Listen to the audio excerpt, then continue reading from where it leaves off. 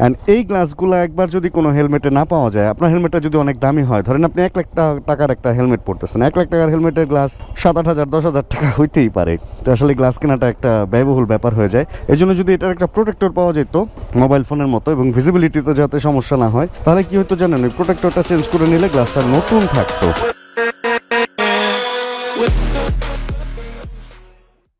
Good morning everyone. মাত্রই সত্যি কথা কি আমি ঘুম থেকে উঠছি, আর ঘুম থেকে উঠে আমি দেখি যে অনেক দেরি হয়ে গেছে। আসলে গুড আফটারনুন হবে এটা, কারণ অনেক বেশি দেরি হয়ে গেছে। আর আমার এমন একটা অবস্থা নাই যে আমি এখন রান্না বান্না করবো বা খাওয়া দাওয়া করবো, এই অবস্থাটা নাই। ওহ, রোদে একদম কিরকম বার্ন দেখা যায় সবকিছু। মাত্রই গোসল করছি, গোসল করে চুল টুল এখন আশ্রয় নেই। ওই যে ওইটা দিয়ে মুছছি, যে ওইটা চেয়ারের উপরে রাখছি শুকানোর জন্য। ছোট লোকের মতো লাগতেছে, একটু মাফ করবেন এই ব্যাপারটা। মানে আমার এই অগোছালো জিনিসগুলো খুব অপ্রিয় লাগে, বাট রাখছি, এখন কি করার। এখন হলো আমি যদি রান্না করতে যাই তাহলে দিনের আলো পাবো না। আমার একটা ছোট্ট কাজ আছে। আমার হলো, আমি কিছুদিন আগে একটা হেলমেট কিনছিলাম, খুব অল্প টাকায় একটা ভালো ডিল একটা হেলমেট কিনছিলাম টর্কের। আজকে ওই হেলমেটটা নিয়ে একটু বের হবো, কারণ ওটার জন্য একটা ভাইজার প্রোটেকশন লাগাবো। তার আগে হচ্ছে আমাদেরকে হালকা একটু খাইতে হবে। যেহেতু রান্না করবো না, বাসার সামনে ছোট ছোট কিছু রেস্টুরেন্ট আছে, এখানে জানেন 100 টাকার নিচে আপনি মুরগি এবং ভেজিটেবল দিয়ে ভাত খেয়ে ফেলতে পারবেন, বা মাছ এবং ভেজিটেবল দিয়ে ভাত খেয়ে ফেলতে পারবেন। 100 টাকার মধ্যে আপনি 2টা মাছ বা একটা মুরগি একটা মাছ দিয়ে ভাত খেয়ে ফেলতে পারবেন। ডিম দিয়ে ভাত দিয়ে মাছ দিয়ে খেয়ে ফেলতে পারবেন, ডিম দিয়ে ভাত দিয়ে মুরগি দিয়ে খেয়ে ফেলতে পারবেন। সুবিধা আছে। পাইকপাড়া মধ্য পাইকপাড়া মেবি এটারে বলে। পীরের বাগ শিমুলতলা মসজিদ। আমি শিমুলতলা বলতাম না, এখন আমি থাকি হচ্ছে শিমুলতলা। এদিকের কিছু রেস্টুরেন্টে কিছু সুবিধা আছে। চলেন তাহলে খাই দাই, তারপরে হেলমেটের কাজ করতে হবে, আরো টুকটাক কত কিছু থাকে, এগুলো তো থাকেই লাইফে। চলেন। ও শিট, আমাদের হচ্ছে 2:30 থেকে একদম 3টা পর্যন্ত বন্ধ থাকে। এই টাইমটা সিঁড়ি দিয়ে দৌড়ায় নামতে হয়, দৌড়ায় উঠতে হয়। আবার অনেক সময় দেখা যায় আমি এমনিতেই সিঁড়ি দিয়ে নামি, সিঁড়ি দিয়ে উঠি, মানে লেগস এক্সারসাইজের জন্য। বাট তারপর বন্ধ থাকলে কিরকম মনে হয় যে রং টাইমে বেরোতেছি।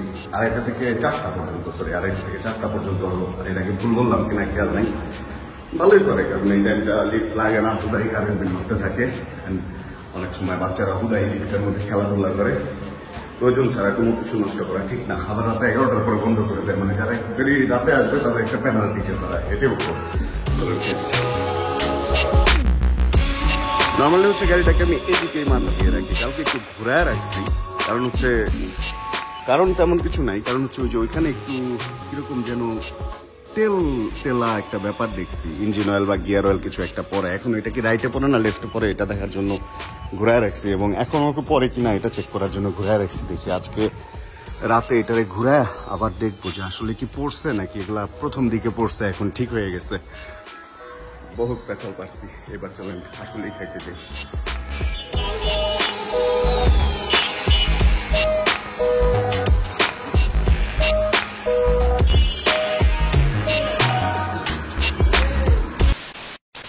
খাওয়া দাওয়া করে নিছি হচ্ছে মুরগির মাংস আর মুরগির ডিম 2টা দিয়ে। খাবার শেষ হয়ে গেছিলো যখন ঢুকছিলাম, পরে ওনারা ম্যানেজ করে দিছে। আচ্ছা, এটা হচ্ছে আমার সেই নতুন হেলমেটটা, যেটা 3250 টাকা টর্ক থেকে কিনছিলাম।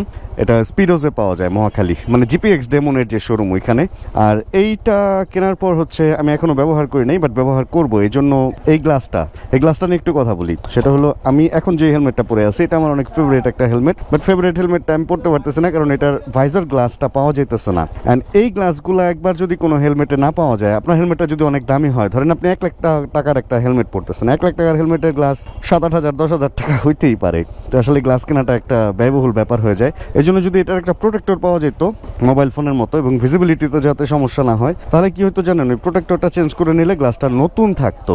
তো ওই প্রোটেক্টরের সন্ধানই পাইছি, এই জন্য হেলমেটটাকে এভাবে নিয়ে হাতে রেখে বের হয়ে গেছি। চাইলে গাড়ি নিয়ে বের হতে পারতাম, বাট বের হওয়ার সময় আমার খেয়াল ছিল না যে আমার একটা গাড়িও আছে।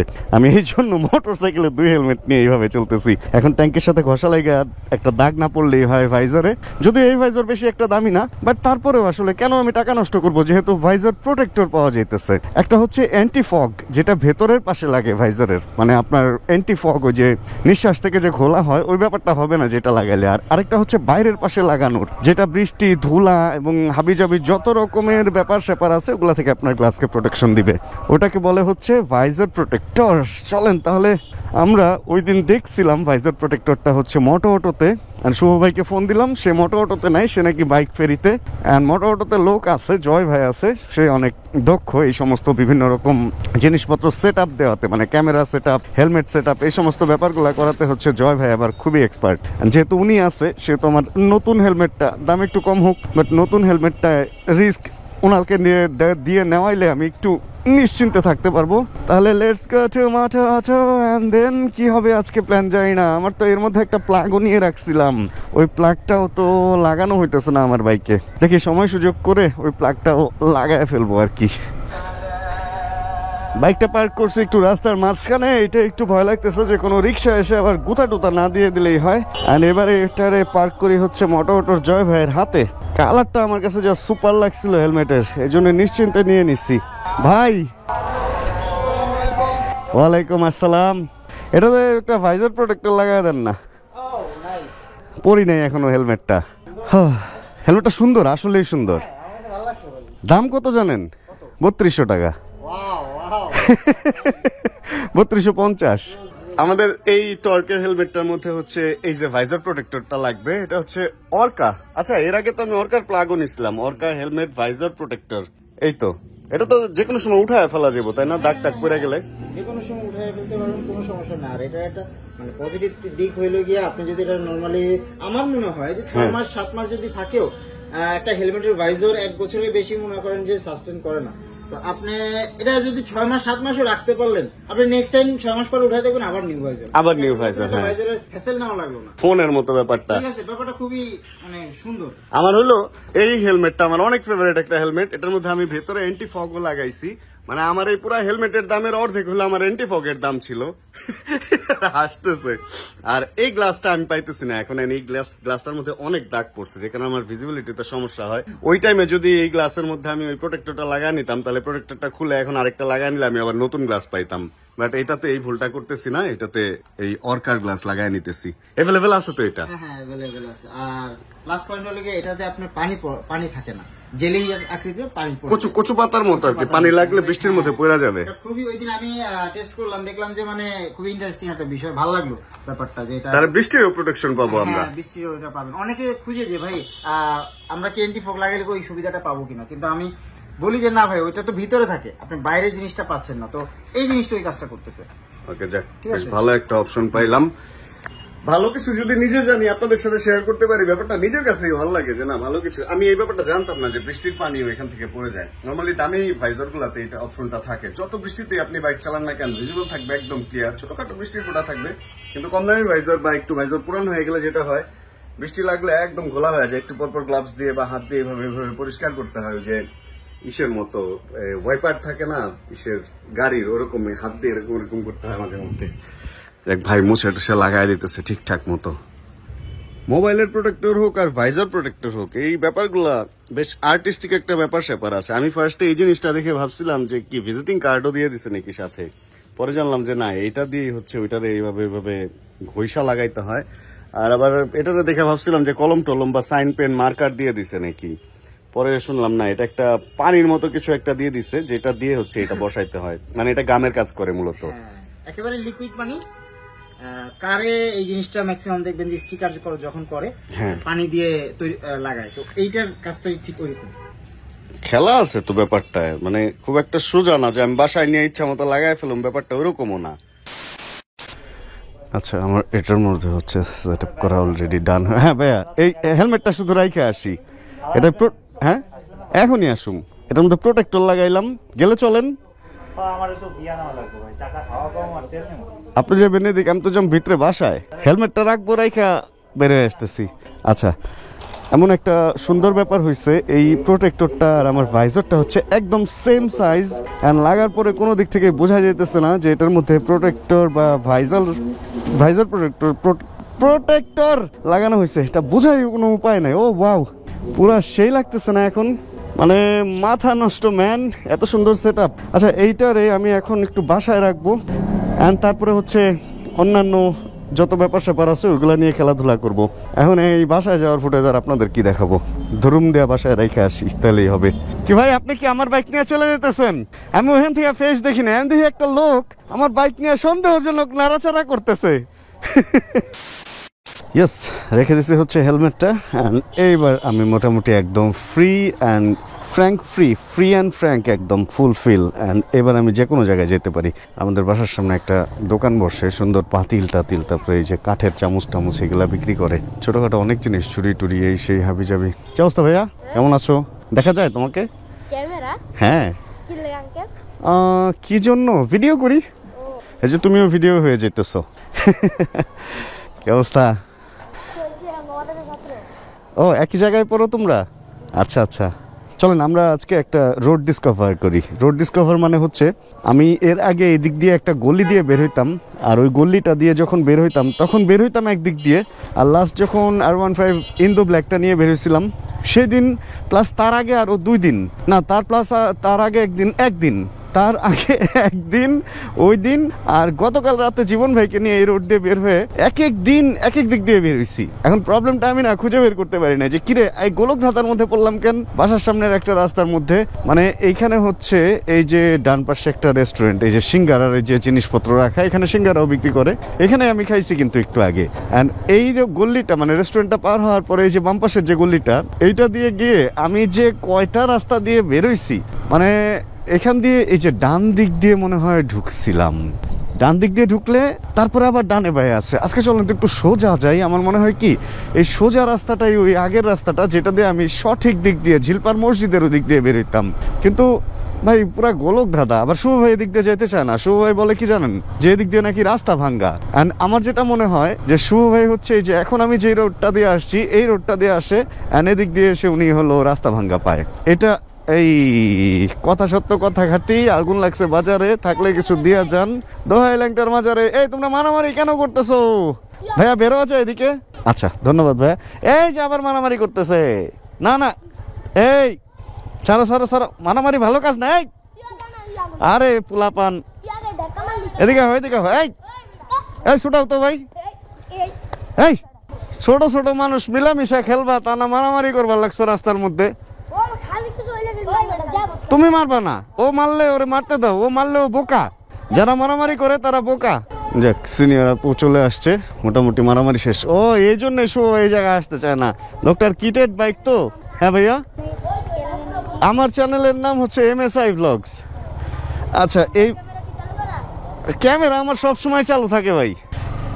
আরে ভাই কি একটা অবস্থা। যেটা হয়েছে শুনেন, সেটা হলো এই মানে ফুলাবানের মারামারি দেখা এই সেই রাস্তা যেটা দিয়ে হচ্ছে আগে আমরা ঝিলপার দিয়ে বেরোতাম, সোনালী নগরী নাকি যেন সামনে লেখা, সম্ভবত এই সেই রাস্তা। আর এই ভাঙ্গাটা শুভভাবে মনে হয় একদিন দেখছে, একদিন দেখে এইদিকে আর উনি হলে আসতে চায় না। এই হচ্ছে ঘটনা বাড়ছে।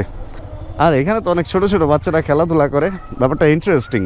আমার এই জিনিসগুলো খুব ভালো লাগে। আমি যখন ছোটবেলায় কাফরুল থাকছি এরকম রাস্তার মোড়ে টোরে খেলছি, তো আমার এখন এই যে ব্যাপারগুলো খুব বেশি ভালো লাগে।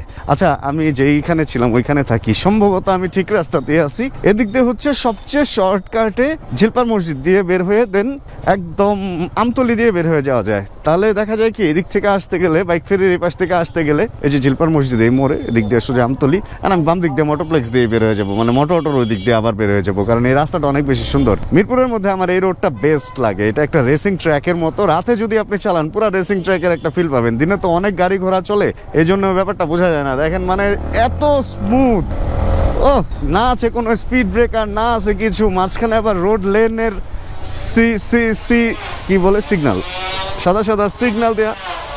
শুনছেন সুপার বাইক চলতেছে, শুনছেন? প্র্যাকটিস করতেছে সুপার বাইক, মানে আরে ভাই কাঠে কি যেন কাজ করতেছে, কাঠের দরজার কাজ করতেছে, সুপার বাইক নাকি চলতেছে। আমি কি বলি, ফোনে কথা বলতেছেন ভাই, এক হাত দিয়ে চালাইতেছে, ওকে ব্রেক ধরে ব্রেক থামাইতে পারবো এই রিক্সা। আচ্ছা যাই হোক, এখানে এসে এই রোডটা মানে শেষ মরাটা মরছে এই যে জায়গায় এসে, এখানে এসে এই জায়গাটা কাটাতে পুরো রোডের ফিলটাই নষ্ট হয়ে গেছে। তা নাহলে এই রোডটা এই যে আরেকটা কাটা আছে একদম মেইন রোড পর্যন্ত, অনেক বেশি সুন্দর।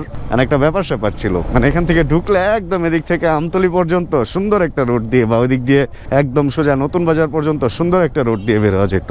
ছোট ছোট বাজারও আছে, এখানে একটা রিক্সা স্ট্যান্ডও আছে, এখানে অনেক রিক্সা সবসময় ভিড়ভাট্টা করে থাকে। কোনো জায়গায় যদি রিক্সা না পান, এই পাকা মসজিদ হচ্ছে ওই পারের, ওইটা হলো পাকা মসজিদ, ওইটার এই পারে এই গল্লির মাথায় আপনি রিক্সা পাবেন। এটা একটা হাত এখান থেকে, মানে একদম এই জায়গায় রিক্সার একটা ভরপুর কালেকশন সবসময় থাকে। আচ্ছা চলেন, আমি একটা জিনিস দেখছি, আমি যখন মোটর অটো থেকে বের হই, মোটর অটো তো অল টাইম আমাদের আড্ডার একটা প্লেস ছিল, এন আছে এন থাকবে। আমি যখন বের হয়ে আসতেছিলাম তখন অনেক ভাই ব্রাদারকেই দেখতেছিলাম যে মোটর অটোতে আসতেছিল। আমার মনে হয় একটু মোটর অটো গিয়ে ওদের সাথে জয়েন করি, একটু শান্তি মতো আড্ডা দিই, কিন্তু একটা ভাই তো বের হয়ে যেতেছে। পিছনে আন না, চলেন আজকে আপনাদেরকে দেখাই, যদি আপনাদেরও হাওয়া বেশি হয়ে যায় অথবা আপনারা যদি সাগরের পারে বাইক চালাইতে চান, সেক্ষেত্রে আপনাদের হাওয়া একটু কমায় নিতে হবে। তখন আপনাকে কি করতে হবে? তখন আপনাকে ডাবল স্ট্যান্ড না করলে হয়তো সিঙ্গেল স্ট্যান্ডে হয়ে যেত। আচ্ছা করছেন, করেন ভাই, গিয়ারটা নিউট্রাল করেন না, অথবা ক্লাচ ধরেন একটু। এইটারে আনতে হবে একটা সুন্দর জায়গায়, কারণ আপনাদেরকে আমার দেখাইতে হবে, তা নাহলে কোনো সুন্দর জায়গায় আনার ব্যাপার ছিল না। ছেড়ে দেন, এরপরে এই মাথাটা খুলতে হবে। এরপরে আপনি চাইলে এরকম অনেক মাথার পেছনের পাশে হাওয়া ছাড়ার ব্যাপার থাকে, উল্টা করে চাপ দিলেও হাওয়া বের হয়, বাট এটার মধ্যে সেটা নাই। তাহলে কি করতে হবে? আপনি চাইলে আঙ্গুল দিয়ে এইভাবে ছাড়তে পারেন, অথবা আরেকটা সিস্টেম শিখাই দিই। আপনি চাইলে এবার এটার মাথা দিয়ে, চাবির মাথা দিয়ে আইসে মজা। এটাই হলো মজা। মোটামুটি ভালো বেশি দিচ্ছে ওনাকে হাওয়া, ধারণা হয়ে গেছে একটা যে আসলে কতটুকুতে কতটুকু থাকতে পারে। ভাই দেখেন তো হয়েছে কিনা, প্রেসার দিয়া হয়েছে না? তাহলে তো লিক হয়ে যাবে এর চেয়ে কমাইলে। এভাবে হাত দিয়ে টিপা কি মোটরসাইকেল বুঝবেন আপনি? আমি এটা চাপ দিয়ে আপনি নিচে দেখেন, ঠিক আছে না? এর চেয়ে কম দিলে চাকা লিক হয়ে যাবো রাস্তাঘাটে।